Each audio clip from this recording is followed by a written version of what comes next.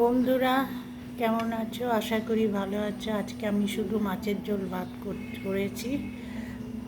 অবশ্য আমার মাছের ঝোল ভাত হলে আর কিছু লাগে না। গরম গরম মাছের ঝোল ভাত আর নিয়ে দিয়ে তরকারি দিয়ে খেতে খুব আমার ভালো লাগে।